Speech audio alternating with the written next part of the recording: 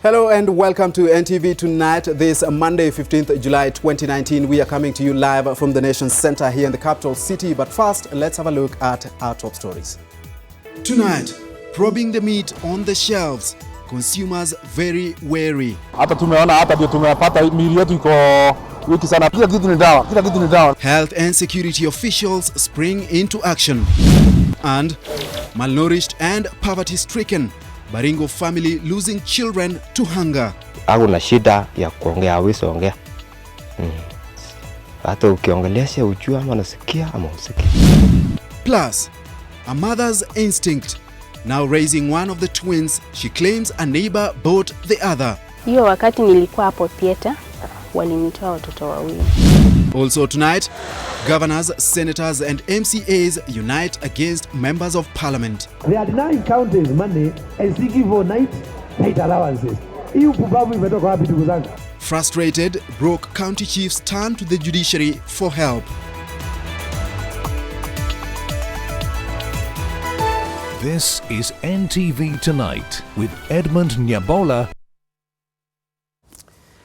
Welcome to the broadcast. Our sign language interpreter tonight is David Agondoa. I'm stepping in for Dennis Okari. Will be joining us later in this broadcast to discuss that expose from last night, a red alert talking about food safety and security in the country. You have been asking some questions and we'll be talking about those. But first, the stalemate over the sharing of revenue is now before the Supreme Court as governors seek a solution to the crisis that threatens to ground county activities. The Council of Governors wants the National Treasury to adhere to the Commission of Revenue Allocation and the Senate's vote of at least 327 billion shillings as the allocation to the counties, as opposed to 316 billion shillings as proposed by the National Treasury and the National Assembly. NTV's Brenda Wanga kicks off our broadcast tonight. At the heart of the protest by the Council of Governors are money matters. 3 weeks into the 2019-2020 financial year, and the county's funds are still tied up at the National Treasury, awaiting the resolution of the Division of Revenues Bill 2019 standoff between the National Assembly and the Senate. We have had frustrations as counties as we are told that the National Assembly, which was supposed to introduce this particular bill, reintroduce this particular bill in the National Assembly, they are on recess. They had to go on recess for 2 weeks despite the urgency of this particular issue. Now the COG wants the Supreme Court to step in and offer guidance. The Divisional Revenue Bill of 2019 has been the basis of a protracted war between the Senate and the COG on one hand and the National Assembly and the National Treasury on the other. The National Treasury and the Assembly have proposed that the counties get 310 billion shillings. The Commission for Revenue Allocation had proposed that the counties draw 335 billion shillings from the national coffers for this financial year. In mediation, the National Assembly settled on 316 billion shillings, while the Senate climbed down to 327 billion shillings. We are very saddened because all this drama is going on just because of 20 billion shillings. A difference of 20 billion shillings. The difference in numbers replicated in the difference in alliances amongst the legislature and the executive. The senators accuse the National Treasury and the National Assembly of forming an unholy alliance that has frustrated the devolution agenda time and again. We are actually a functional dictatorship as we sit as a country. Because at the moment, nobody can ask any question. People just sit down, they decide counties will get money, they will not get money. They are denying counties money and seeking for night allowances. The Supreme Court is expected to advise on a number of things, key amongst them the role of the Commission on Revenue Allocation in determining the sharing of the national revenue, the constitutionality of the Appropriation Bill 2019 that was passed before the conclusion of the processes, and the Division of Revenues Bill 2019, and whether or not the counties can borrow externally or internally independent of the national government. The governors insist that the outcome of this case could very well determine the continued existence of the devolution agenda in the country. Brenda Wanga, NTV, Nairobi.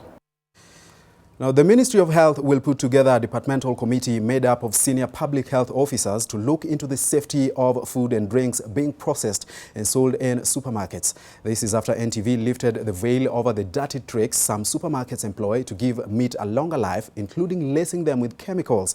Meanwhile, police confiscated approximately 300 kilograms of uninspected meat at a residential house in Nyeri town, with some residents in Kiambu County now calling on the government to bar large retail chains from preserving fresh food products. Section dissolve. Unakuja sasa unaimwagia sasa kwa ile nyama hivi. Just a day after NTV lifted the veil over the web of deception in the country's marketplace, the juicy secrets from behind the counter, where butchers use dirty tricks to give the meat you buy a longer life, the government appears to be caught flat-footed insofar as response is concerned. Says it will now scramble together a team of senior public health officers to look into the safety of food and drinks processed and sold in the country's supermarkets. The not-so-tasty revelations that butchers lace meat with chemicals to give it a fresh look has caused ripples of concern among meat lovers. In Kiambu County, consumers now want both the national and county governments to ban supermarkets from processing and preserving perishable food products. Madereva tumezoea kukula hiyo nyama kwa sababu unajua sisi hiyo ndio chakula inakuanga madereva ya fast kwa sababu tunakaliwa na masaa. Kama ni obi langu mimi naweza sema hiyo, kama ni hiyo supermarket zote hiyo mambo ya mafridge imarisiwe kwa supermarket. Kwa sababu hiyo sio kitu tumefaa. Hata tumeona hata ndio tumepata mili yetu iko wiki sana, hata mama hoja mingi tunaona kutokana kwa hiyo manyama. Au ingine zinanunua reserve kama msibakuma wanasema mbeleka game naenda kuuzia watu huko kwa kisijio. Inaona ni kakuku kandogo kakidungwa shindano inafura ndio inatuletea madhara ya sarakani, ile maradhi ya kansa. Hata kwa buchari zingine wanaweka hata madawa ile inaweka nyama inakaa kwa muda kama wa siku 3 kama haijaharibika. Kama mimi sasa mimi suzange nyama yenyewe ready meat na uzanga nyama za kichwa, unaona? Na kazi zetu zinakuanga popa kwa soko juu nikiletewa mama hapa hivyo hata zilalangi. Unaona? Yetu si tuwekange kwa fridge, tunauzianga nyama yenyewe ya kichwa. So nijetaka kuambia watu hiyo mambo ya kutambua mambo ya fridge tuache kuitumia sana. Sasa sitakuwa nanunua kanyama. Sasa nitakuwa natafuta boga kwa soko napika nayo ugali. Ni kwa sababu sitaki kugojeka nikiwa mdogo. Carrefour Kenya, one of the country's supermarkets, in a statement assured its customers and the public that it does not tolerate the use of chemicals or preservatives to extend the shelf life of meat or any other food items. The toxic self-serving interest of some traders pushes them towards these sickening odds.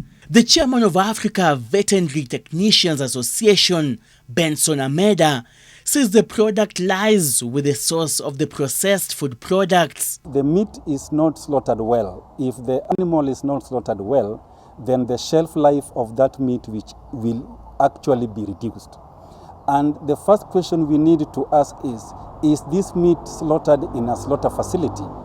Is it inspected? How was it slaughtered?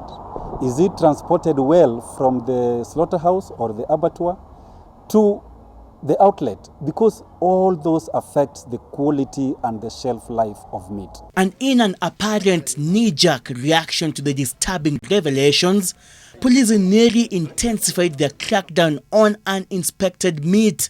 In 2018, Kenya banned importation of beef products from South Africa in what it termed as being poisonous. Kenyans are now demanding that public health officers enforce stringent measures that will protect citizens from consuming food products that are already contaminated and that are already being distributed in a number of food retail chains. Seth Olale, NTV, Nairobi.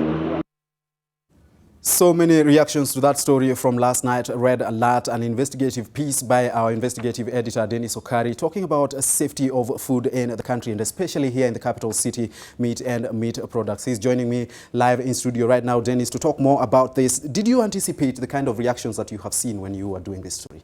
You know, like all the other stories we do, we always, you know, anticipate reactions. Yes. But this one for me slightly surprised me.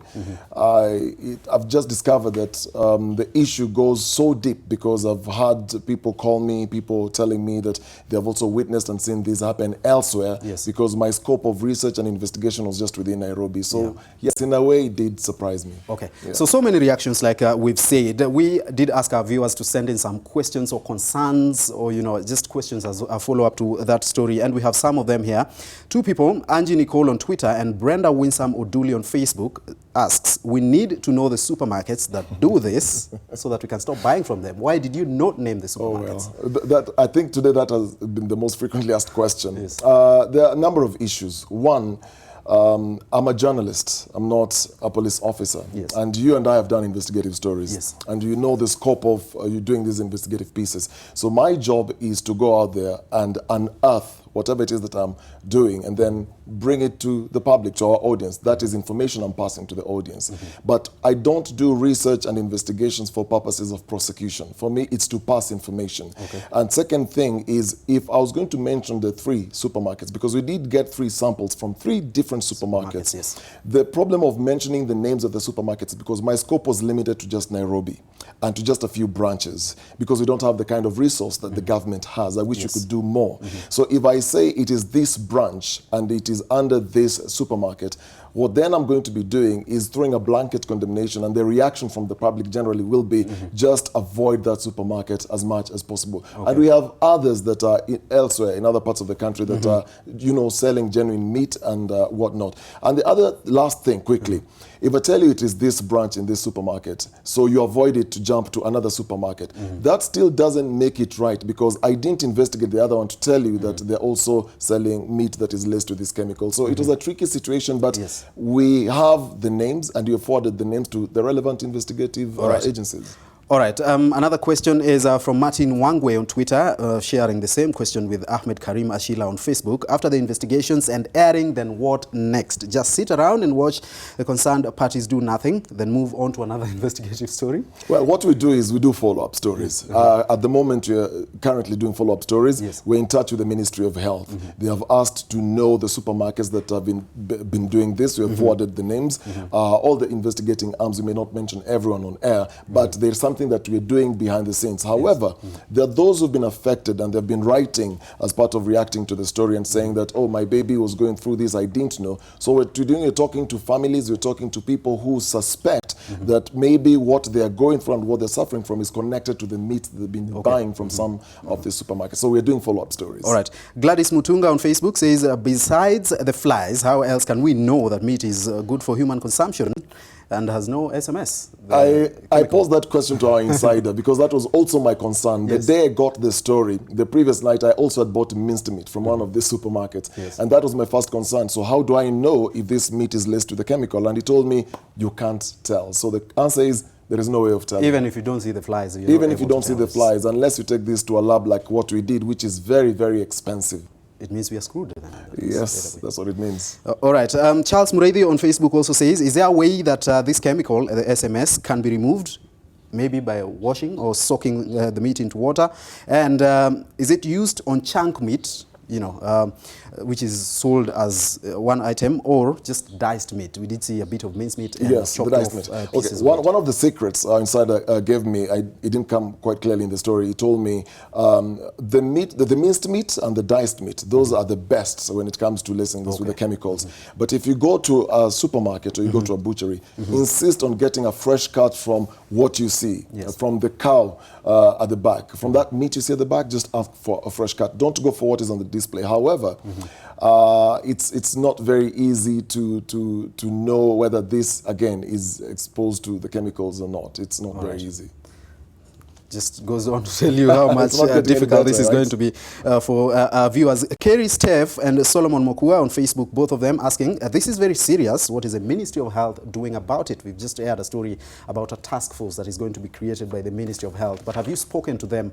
And why did you not go to them directly in your story? Well, initially we did. We always try to cover all angles, and we get all the experts. However, there are those who are not willing to speak to us as we were, as I was doing the report, and then now they're reacting acting. For the Ministry of Health, what they've done is this morning they spoke to us and they told us they're putting a task force together to investigate this, and they want to come up with a comprehensive statement once they are done with what they are going to be collecting from the field. So we're expecting that anytime tomorrow or within the week to get a statement from the Ministry of Public Health. All right, finally, is the food that we consume in the capital city and indeed elsewhere in the country safe? Would you say that, having seen what you have seen? To be quite honest, I am not really an expert in that area. I can't conclusively tell you it is safe or if it's not safe or if it is safe. I can only tell you from the things that I've observed and the people that I've talked to, there are certain things that personally I'm going to avoid, but it's difficult because you run away from the vegetables, you'll find it in the fruits. You run away from the fruits, you'll find it in the meat. If you run away from the beef, you find it in the chicken. So you're thinking, so what else are we going to eat? And someone joked and said, the only thing tutakula labda ni neno la Mungu. But you can't do that. Because even there have been concerns about water as well. Something as simple water and pure and milk. as water. Can you a lot imagine? of people are actually saying that we also need to look at the milk that is also sold in some of these markets. We need to investigate that. Of course, it's something we're looking into, but let's just hope that something will come up from the relevant agencies to try and see that we eat things that are good from our market. Safe. All right, thank you so much. Thank Dennis you. Okari, our investigative editor, talking about Red Alert, the questions that people have been asking, you, the viewer, have been asking about that story that aired last night on NTV. Stay tuned because we'll be doing a lot of follow-ups and discussions on this. And still on food and health, but to a story with a tragic ending. A family in Baringo County lost 2 children to malnutrition. One of the children died last night. 5 other children have been admitted at the Baringo County Referral Hospital and are being treated for severe and mild malnutrition. Sharon Baranga has that report. Jepto Talam is barely 2 years old. She is frail and her skin bears the marks of her struggle to stay alive. Jepto is suffering from severe malnutrition. But she's not the only one in her family. Her 4 siblings are suffering too, but it is the least of their parents' worries. They have lost 2 children to malnutrition. Their 6-year-old daughter succumbed in 2008, while the other died last night. The family of 10 is from Kemeloi, Sabor in Baringo County. Akipiga mwezi wa mwaka moja ama mwaka mbili hivi ako na shida ya kuongea, hawezi ongea. The 5 children from this family have been hospitalized at the Baringo County Referral Hospital. Supposed to get enough milk when they are young. So when they don't get it, it will lead to that protein energy malnutrition. It presents with various presentation. One of them, when you look at the skin, this is called plaque pain dermatitis. Baringo County's health officer Gideon Toromo says the severe malnutrition could be as a result of the meals the children are served daily. Ugali and milk makes up their usual diet. 4 of the children are suffering from mild malnutrition. County officials blame the parents for their children's plight, even though the parents say they can ill afford a balanced meal for the large family. Sharon Baranga, NTV. From the troubles of that family to another one. For Mary Atieno, not her real name, the joy of going home with her bundles of joy turned into despair. Almost a year ago, she was wheeled into the Kenyatta National Hospital hoping to deliver twins, but went home with just 1 baby and a broken heart. She claims her other baby was given out to another woman. The Kenyatta National Hospital disputes her claims that she gave birth to twins. NTV's Gladys Gashanja has her story. The flurry of the day's activities in Kibra is a veil of a dark secret and deep-seated pain that Mary Atieno, not her real name, has harbored for nearly a year. She hasn't slept well since the 5th of February 2018, the day she was wheeled into theatre at the Kenyatta National Hospital, expecting to give birth to twins. Waliponitoa watoto wawili, au manasi wawili wakachukua watoto. Wakaingia nao kwa room. Nasi mmoja alitoka huko, akauliza huyu mwingine, tuache blank. Huyu nasa akamwambia, andika list from Kibira. Hao wakishamaliza kusema hivyo, madaktari wawili wanaume wakakuja, mmoja akawa kwa kichwa yangu, mwingine akawa chini. Nikauliza hapo watoto wangu ni wawili. Walinyamaza. Tena nikarudi nikawauliza watoto wangu ni wawili. Sasa hao wakanijibu, pana, mtoto ni mmoja. Huyu wajua akasema ungemhurumia muachie. Huyu mwingine akasema shaamua, tumeshaamua, haturudi nyuma. Alisema hivyo. The Kenyatta National Hospital, when contacted, discounted her version of events.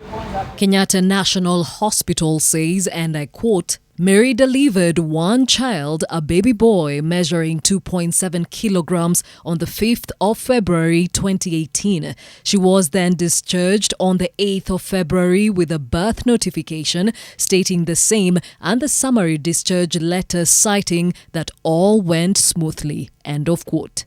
Mary could not afford a scan, but she says she had sought the services of a midwife who all along told her she was carrying twins. Nilimwambia hiyo tumbo yako inaonekana kama umebeba watoto wawili. Nilipokaa wiki moja, nikatoka kwenda kuchukulia Pampers kwa duka pale juu. Huyo Liza aliniita. Kaniambia, mama, umebarikiwa kupata mtoto? Nikamwambia, nimepata mtoto. Kaniambia, hata mimi nimepata mtoto huku kwangu. Nikamwambia, umepata aje? Kaniambia, mzee wangu alipatia mwanamke kwa kilapu mimba. Huyo mwanamke alienda akazaa nyumbani na akaacha huko mtoto. Wakati ameacha huko mtoto, mzee wangu ameenda akaleta mtoto. Sasa mimi ninalea katoto. Sasa naomba unipatie nguo za mtoto. Mtoto alipofika miezi 4, nikamwambia, Eliza, si uniletee mtoto nimsalimie. Kaniambia, wakati Mungu atapanga nitamleta. She then reported the matter at the Kilimani police station. Kuonana wameonana wakati maaskari walitoka Kilimani wakakuja. Watoto walisalimiana, wakaangaliana, wakacheka na wakalala safari moja. Wale masista wakaleta yule mtoto na mimi. Tukafanyiwa DNA ya mdomo. Kaniambia kasichana kingine kamekuja kanasema kamezaa na ndugu yake ndiye akapatia Elizabeth mtoto. Nikawaambia tukiandikisha statement hakukuwa na mtu mwenye amesema amezaa na ndugu yake. What I was informed about the disqualification of this complainant is when the first time the DNA test was done and she was not satisfied, which is her right. Then when the court ordered for another DNA test, which was also done with different people, and it came again to be negative to her. So this when now she started complaining as if she was not satisfied.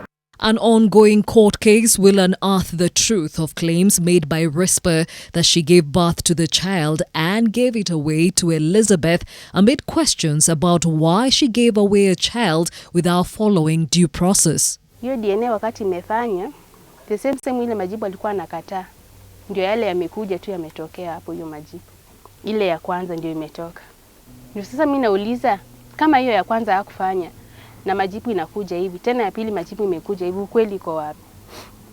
Gladys Gashanja, NTV. We would like to warn our viewers that the pictures and details of this next story may be disturbing.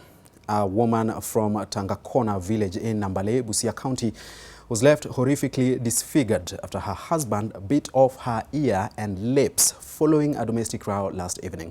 38-year-old Jacqueline Kerubo, a mother of 6, says she got into a quarrel with her husband, who then descended on her with blows before biting off her left ear and lips. She was treated at the Nambale hospital, taken into protective custody. Police are on the hunt for the suspect, who has since gone into hiding.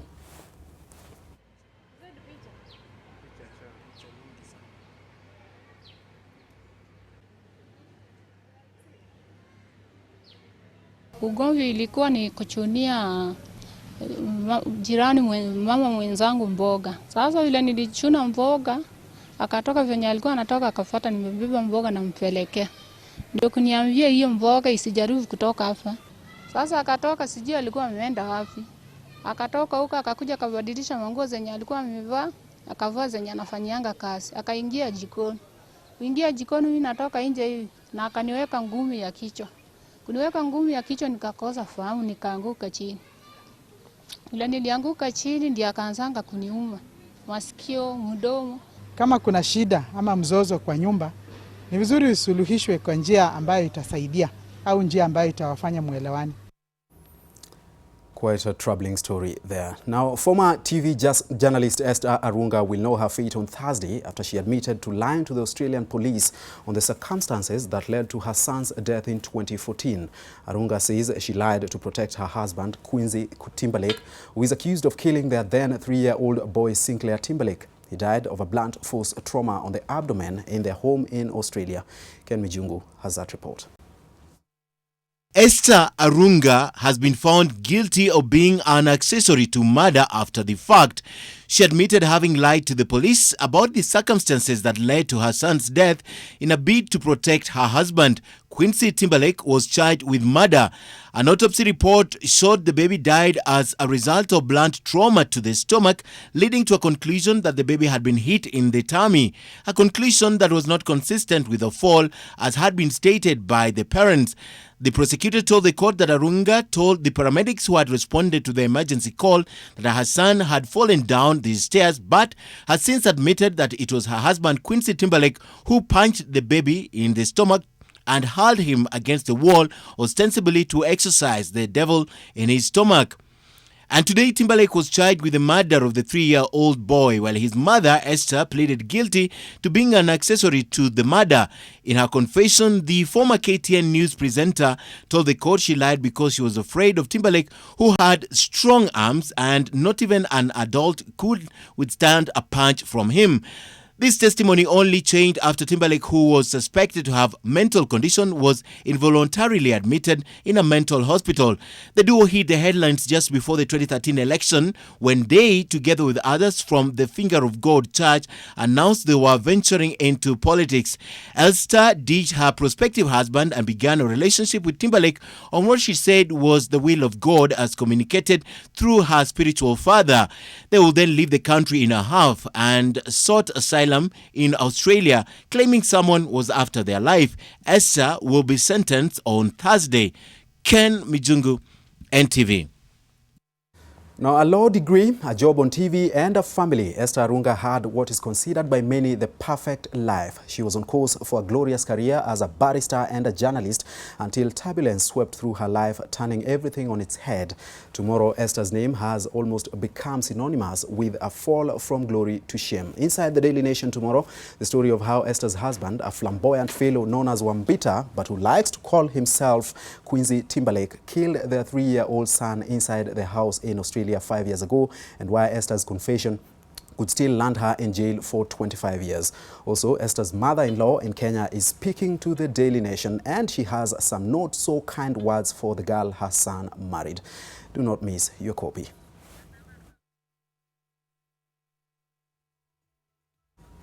It's 24 minutes past the hour. Let's take our first short break on NTV tonight. We still have more stories for you. Stay with us.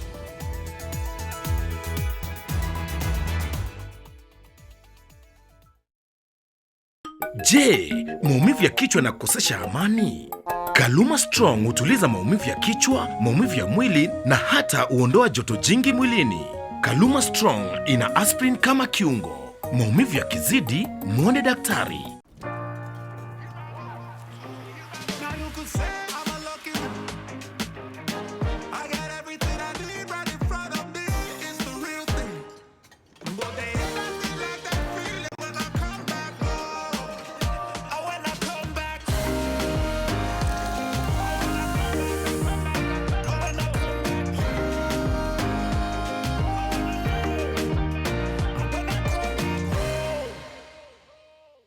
Sensitivity is a short, sharp pain that people experience when they have something hot or cold getting to the nerve of the tooth, causing that discomfort. If the sensitivity is left alone, it may get worse. Dentists recommend Sensodyne to their patients. It's able to get inside the tooth and calm the nerve of the tooth down, and the proof's in the results. It works.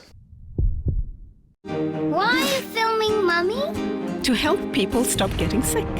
People think the weather makes them sick. Actually, it's the germs. Dettol protects from up to 100 illness-causing germs, including the cold and flu virus.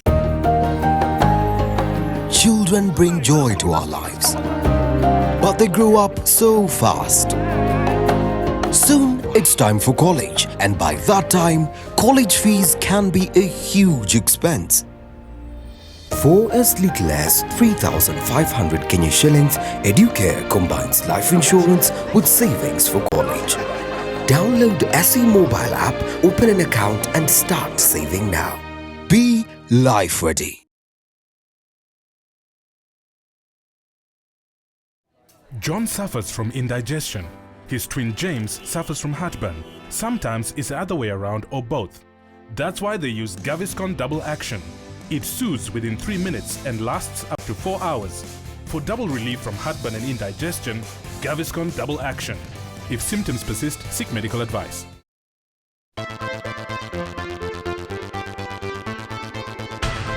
Kenya's marketplace for the auto industry is back with the 22nd Auto Expo Africa. Meet exhibitors from over 30 countries. Source all your automotive requirements at the 22nd Auto Expo Africa 2019 from the 18th to the 20th of July at KICC in Nairobi. Auntie Boss. Hello Auntie Uma. Hello Auntie Awiti. Hello children. Hello Uncle Mayweather. Unataka kuambukizwa umaskini? Nataka pesa. Sai bado sina pesa, nipatie time kidogo. Hiyo ndo ngoma umeshinda ukiniambia kila time tukipatana. Kuna pesa nategemea leo ikiingia ni wewe. Mad men of today can speak good English. Madam, I am not mad. Unasikia? You even feel you have 2 PhDs. I have told you I'm not mad. Auntie Boss. When it comes to pimple care, Acne's Creamy Wash contains multiple vitamins and removes excessive oil and dirt. Use Mentholatum Acne's for clear and smooth skin every day.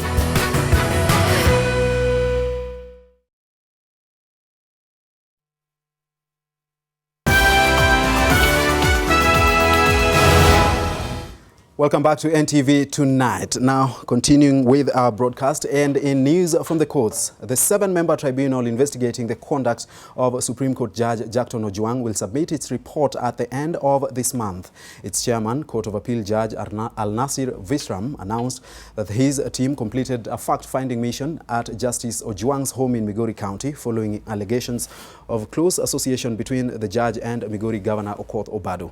Judge Ojwang is accused of gross misconduct, impropriety, conflict of interest and breach of judicial code of conduct. 22 witnesses are lined up to testify. Suspected drug trafficker Joyce Akinyi was today arraigned at the JKIA court in Nairobi for being in possession of narcotics.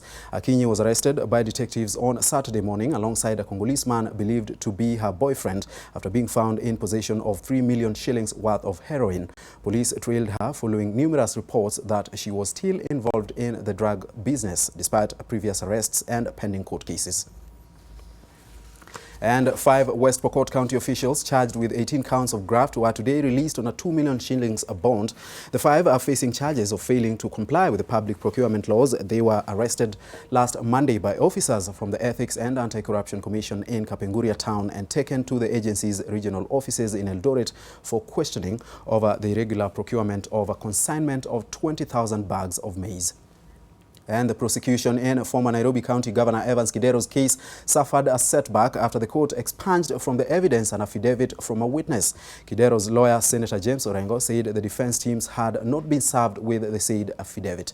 Kidero has been charged alongside former chief officers in his former administration over the loss of 213 million shillings. They have denied a total of 35 counts. And finally, the Director of Public Prosecutions, Nuruddin Haji, has appealed to the decision of the Anti-Corruption Court in Kisumu to acquit 7 suspects in the Miwani Sugar Company fraud case involving the loss of some 2.3 billion shillings. The court put 2 other suspects to trial. The DPP wants the suspects who were freed charged afresh. The appeal will come up before Justice Mumbi Ngugi on the 25th of July and before the Anti-Corruption and Economic Crimes Division of the Nairobi High Court.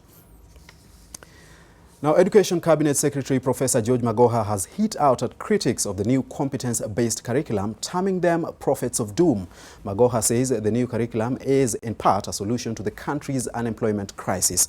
He spoke during the nationwide launch of the National Dialogue on Competence-Based Education in the country, amid calls by NAT to suspend its implementation. NTV's Bridget Ngana has that report. Youth are not employed. A nationwide debate by education stakeholders is currently underway to dissect what ails the execution of the competency-based curriculum and what needs to be improved on. And as attendants dig into the meat of the matter, Education Cabinet Secretary George Magoha is calling out its critics. I want to invite you once again not to listen to the prophets of doom. Do we want, after we have gone, that they should continue to be like this, or do we skill them differently? This is what the CBC is about. And all the hot air you are hearing out there is because people are just thinking about themselves. And God forbid. Magoha believes the competency-based curriculum will, to a great extent, solve the country's unemployment problem. There are people who have just completed their universities, and they are in their early 20s, and they don't have the skills because we have failed. We have failed to skill them for what is required today. And why have we failed? It is because we have continued doing things the way we used to do them in the yesteryears. More than 100,000 teachers have so far been trained on it. Another 100,000 will be trained in August. The Teacher Service Commission also plans to employ more teachers to help implement it. The Ministry of Education also intends to spend 300 million shillings to improve existing infrastructure in public primary schools. So these are serious issues, and politics has no place. Whether it is union politics or whether it is national politics or county politics, please put them aside. You can come to politics afterwards. The Kenya National Union of Teachers, whose members took part in the talks despite earlier threats to boycott the meeting, maintains the new curriculum is a flop and has called for its suspension. The national dialogue will lead up to the National Education Conference on Curriculum Reforms to be held at the end of August. Bridget Ngana, NTV, Nakuru. And on that note, we take another short break on NTV tonight. When we come back, NTV Business with Julius Amboku. Stay with me.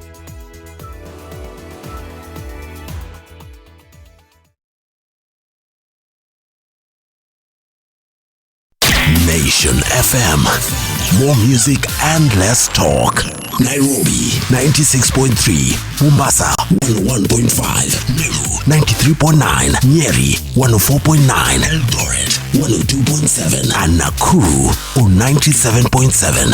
Follow us on social media on Facebook at Nation FM, Instagram at Nation FM, and on Twitter at Nation FM KE. Nation FM. More music and less talk. I help women find independence by training them in fish farming. It's tough on my back, joints, and can cause headaches. Panadol Extra relieves multiple types of pain.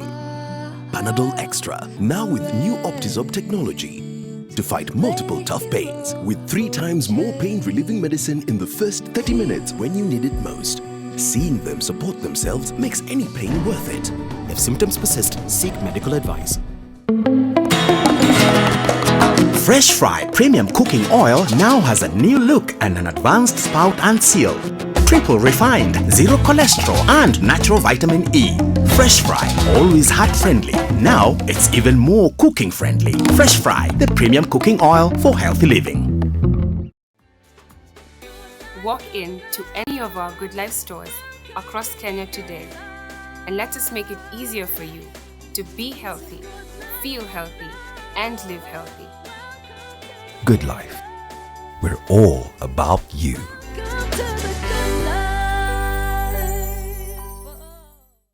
Making my family some nutritious porridge is a painstaking process. First, I have to find all the ingredients needed, and there are many. For vitamins, proteins, and minerals, I need cassava, sorghum, millet. You no longer need to go through all that to make nutritious porridge. All you need is NutriPro. You don't have to go through the trouble of finding, measuring, and weighing all these vital ingredients. New NutriPro porridge flour comes fortified with 13 vitamins, proteins, and minerals. This means that you have more time to focus on what's important, giving your family the healthy start they deserve. NutriPro, bringing families together. From Tropical Brand. Selena! Toto, where's Mommy? Mommy. Today's a toilet day. What? Oh. Selena! Toilet day? Tomorrow we're hosting a party and it's a matter of my reputation. It's a toilet, not a white shirt. Even if you spend your entire day cleaning with bleach and detergent, it still won't be party ready. Impossible. Challenge. Harpic 10X. Even if you use bleach and detergent 10 times, they won't give you the same sparkling clean toilet that Harpic 10X will give you. Wow! Harpic 10X. Harpic, Kenya's #1 toilet cleaner.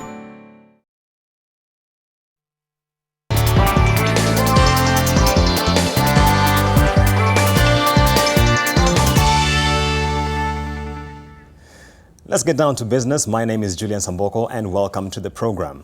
Now, 2 weeks after the Betting and Licensing Board suspended the licenses of over a dozen players in the industry, the news seems to be tightening around the unlicensed betting companies. In the latest development, the Central Bank of Kenya has written to the chief executive officers of all commercial banks, mortgage finance companies and microfinance lenders, notifying them of the decision by the Betting and Licensing Board to suspend the firm's operating licenses.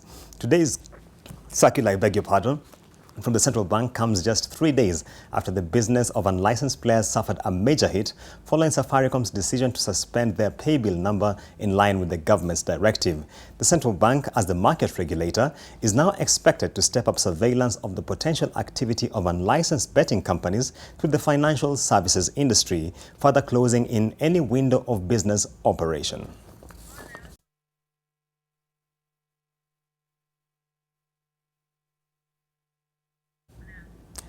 And away from that, taxi drivers from online transport hailing apps today downed their tools in protest of a failed memorandum of agreement that was signed late last year, July. The agreement brought owners of the American-based Uber, Estonian software firm Bolt, formerly known as Taxify, and Little Cab, among others, to sign the MOU that would help create and establish a workable solution to end the conflict.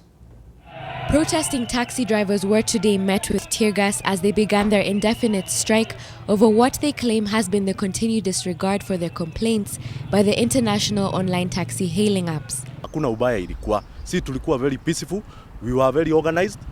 Kuna viongozi wetu wenye walikuwa wametupanga vizuri, lakini all of a sudden askari wametumwa. We were not goons.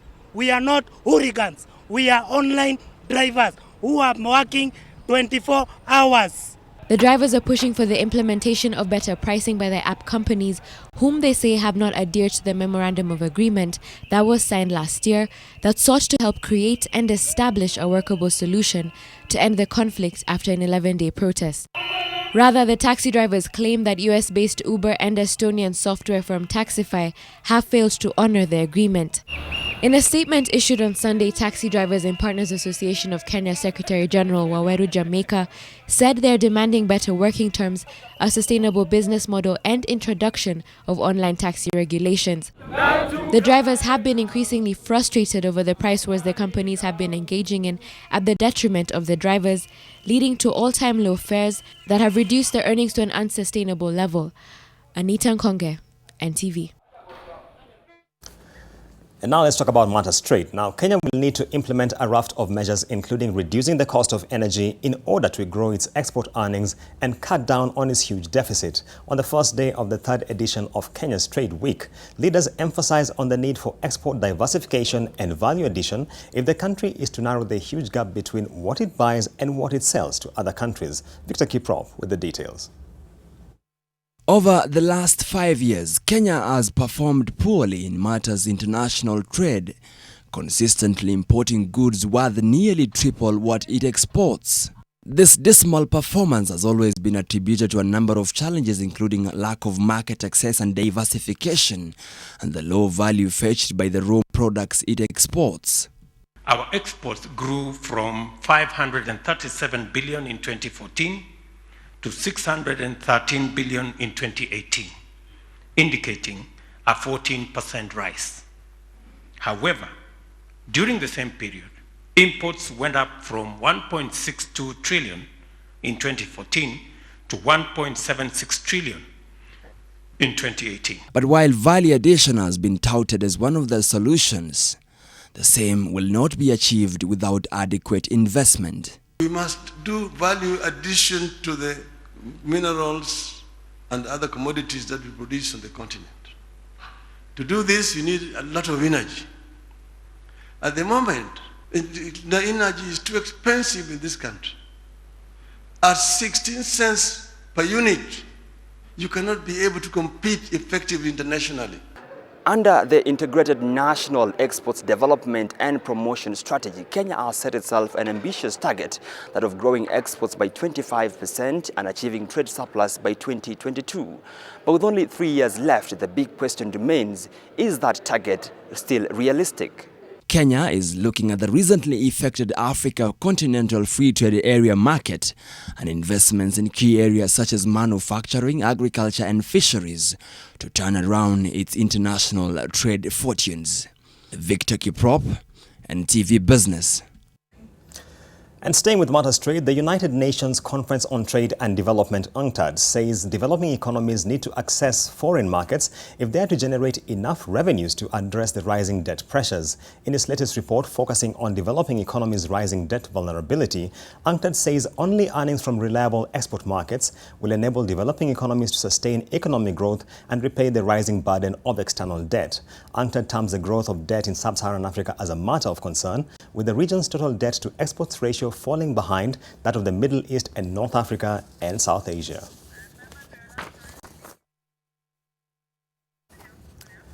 And back to matters regulation, the Central Bank of Kenya hopes to learn how to create a system that efficiently handles the data of all customers in the banking industry, as opposed to having each bank invest in the same. This is one of the key takeaways the CBK is seeking to gain from the Afro-Asia FinTech Festival, which kicked off this morning in Nairobi. Here's Alex Mwangi with highlights from the ongoing forum.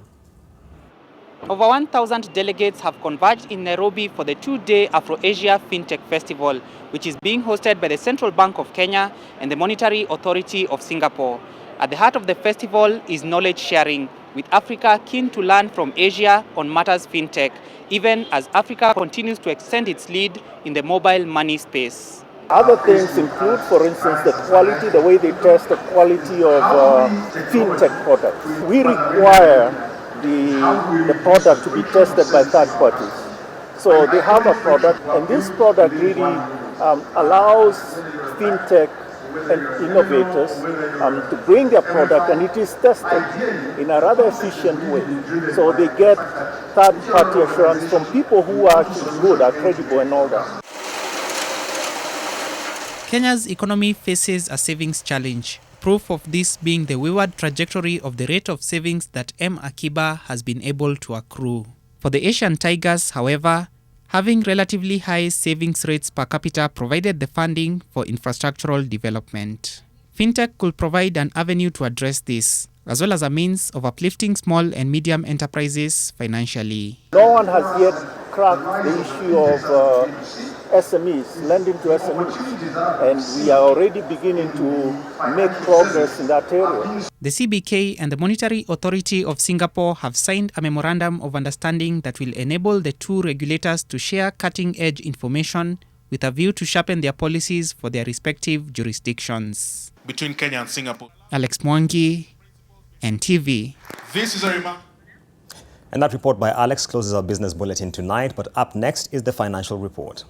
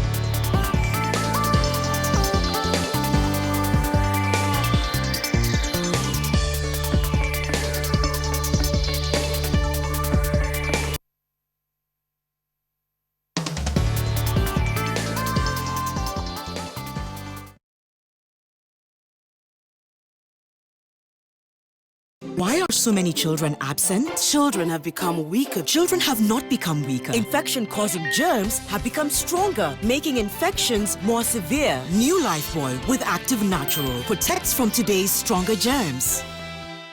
You in the pollution. Yes, you. Dry throat? Strepsils. Gal in the smoke with a raspy voice. Strepsils. Hello, in the downpour with a scratchy throat? Take Strepsils. Get soothing relief for any throat irritation. Strepsils with its medicinal ingredients will heal the harm done to your throat from external factors. Strepsils. Strepsils for a dry, itchy, raspy, scratchy throat. Parenting is all about learning when to be tough and when to be gentle.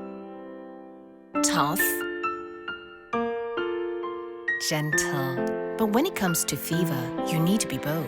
Panadol Baby and Infant starts to work on fever in 15 minutes and is gentle on the tummy. Tough call. Panadol Baby and Infant. Tough on fever, gentle on your child. Beat germs with Jik.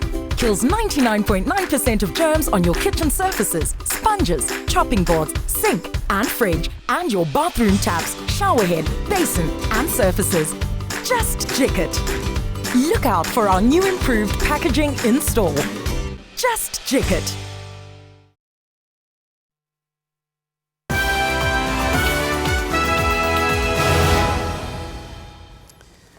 Welcome back to NTV tonight. Let's have a look at some stories from across our borders. Rwanda's health ministry on Monday urged citizens to avoid unnecessary travel to eastern. As Attain is crazy, but I'm supposed to be a fan. Asante sana Kigogo. Karibu, sijakupata vizuri sana. Lugha gani hiyo ya Kimayai? But good to see you there. I realized that I had a problem when I began to attempt suicide. How was that taken? Kutolewa mashetani. She used to cut her arms. I just saw the scars later. It is basically just a coping mechanism. Sina hopes sasa za kupata transplant. Without dialysis, a patient who has kidney failure will die. So dialysis is life-saving. Never ask a couple why you don't have a child.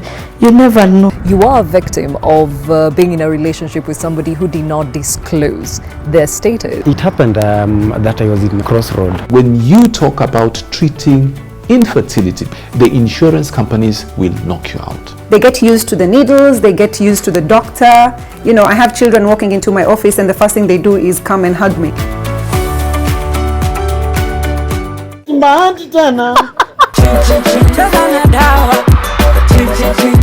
Nilikuwa nalalia hii. Ndalikuwa tu boy wa mtaa, anaanga nguo.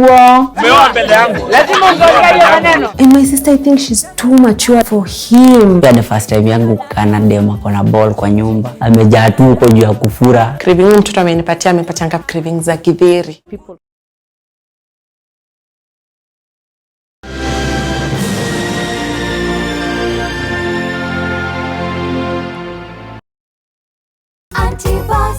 Hello, Auntie Uma. Hello, Auntie Awiti. Hello, children. Hello, Uncle Mayweather. Unataka kuambukizwa umaskini? Nataka pesa. Sasa bado sina pesa, nipatie time kidogo. Hiyo ndo ngoma umeshinda ukiniambia kila time tukipatana. Kuna pesa nategemea leo, ikiingia ni wewe. Mad men of today can speak good English. Madam, I am not mad. Unasikia? You even feel you have 2 PhDs. I have told you I'm not mad. When it comes to pimple care, Acne's Creamy Wash contains multiple vitamins and removes excessive oil and dirt. Use Mentholatum Acne's for clear and smooth skin every day.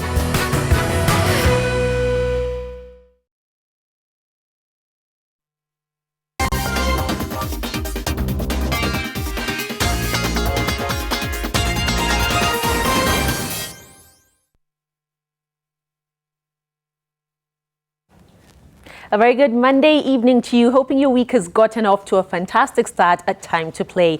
And a foreign athlete who came to Kenya looking for elite training 2 years ago is seeking justice after he was allegedly conned of 5 million shillings by a Kenyan businessman. Our reporter Gabriel Kidaka caught up with him in Kaptagat, Elgeyo Marakwet County and brings you his story of agony. Shuang Liu was hoping to improve on his prowess in track by training with big names in the athletics industry when he came to Kenya on 20th November 2017.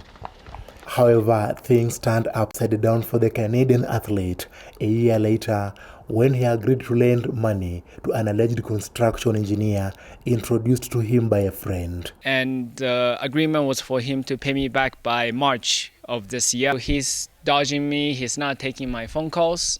You know, it's very unfortunate that he's not honoring his promise.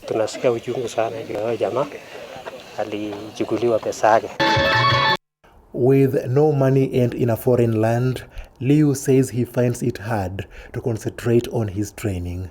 It's been very stressful, always in back of my mind, thinking about my money, whereas I supposed to be focusing training. He now depends on friends and training partners at a training camp in Kaptagat for upkeep.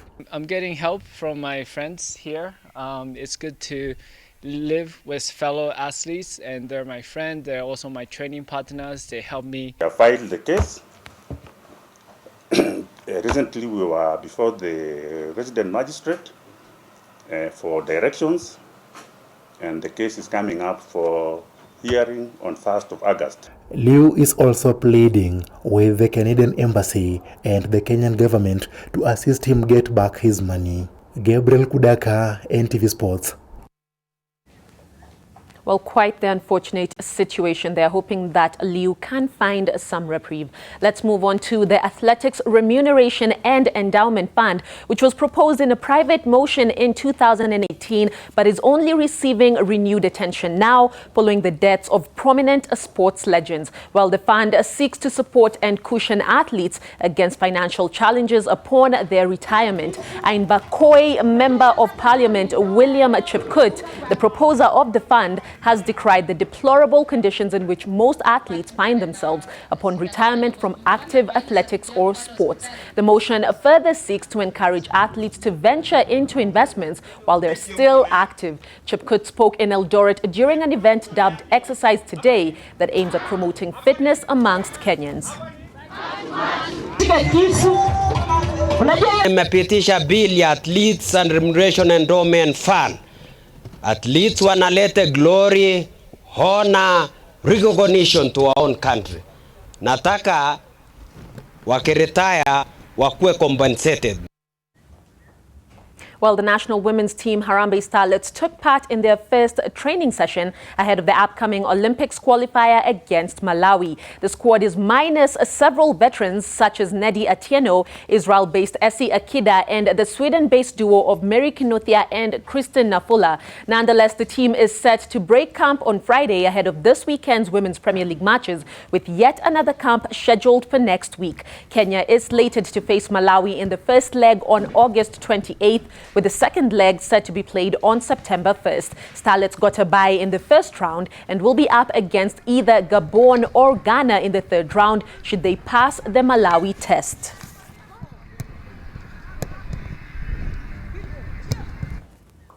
All the best to the ladies there. Let's move on to Algeria, who booked their ticket to the final of the Africa Cup of Nations with baby mamas, of which sipendi hiyo jina. Babe, please just sit down and talk, tafadhali. Babe, stop walking out on me. Nataka tuende mtoni, tukachote maji. Sana ni hapa tu. Surprise yangu na surprise na nyumba. Mimi nilidhani atalia wiki moja, si alilia siku moja tu na hiyo mambo ikaisha. Leo kama jana wanakucheka eti wewe fukara. Seeing other people accomplish great things. Everyone keeps saying, you're so brave, you're so courageous. Overcome even greater adversity. I remember every single moment when I saw her suffering, and I just knew I'm losing my mom. And hearing their inspirational stories. If that child cannot talk, if he cannot hear, appreciate that gift. Gives us hope. Life will throw so much at you, but just be adaptable. Crime's the power. Crime is not cool. Come take this journey with us every Saturday on Unscripted from 8 p.m. only on NTV. Anytime you need a lover, call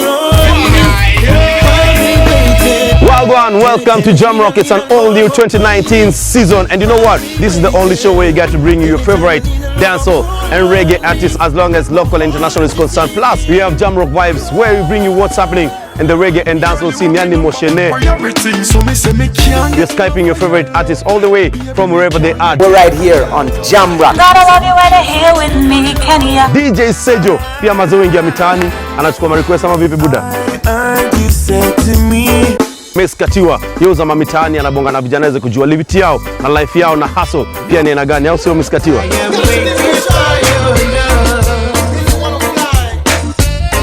Every Saturday right here, stand up until midnight on NTV Jam.